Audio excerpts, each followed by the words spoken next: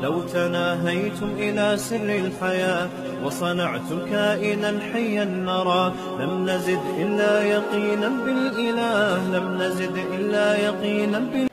ہمارے ایک رشتہ دار تھے، ایک گورنمنٹ کے ادارے میں جاب کرنا چاہتے تھے، پورا زور لگا لیا، ان کا نام بھی آ گیا، عین موقع پہ ان کو ریجیکٹ کر دیا گیا.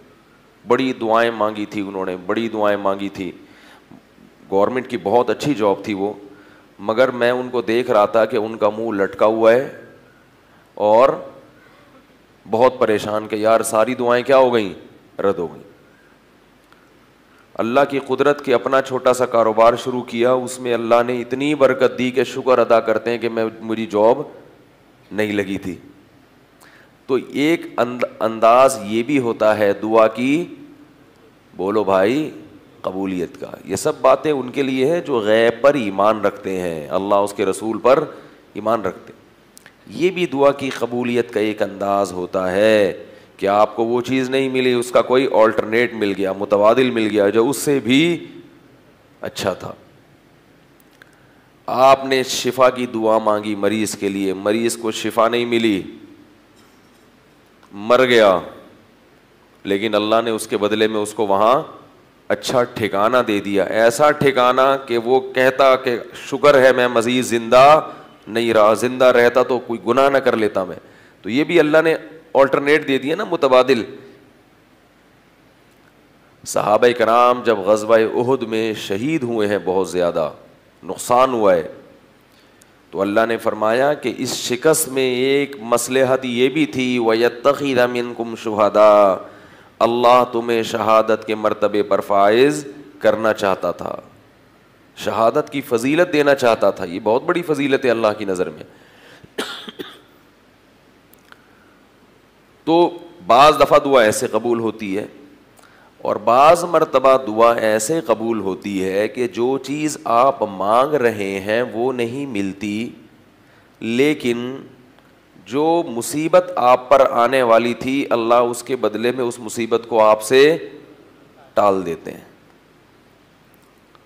آپ کا بیٹا بیمار ہے، آپ دعا مانگ رہے ہیں اللہ اس کو ٹھیک کر دے، ٹھیک کر دے، ٹھیک کر دے.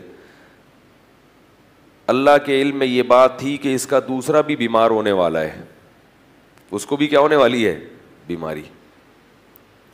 تو پہلا والا تو ٹھیک نہیں ہوا، لیکن دعاؤں کی برکت سے دوسرے سے بیماری کو اللہ نے ٹال دیا.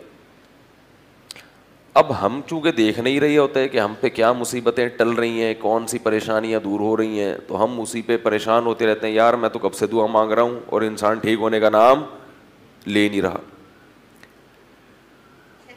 اور ایک انداز دعا کی قبولیت کا یہ بھی ہوتا ہے کہ کچھ نہ ہو وہ دعا آخرت میں ڈپازٹ ہو جاتی ہے.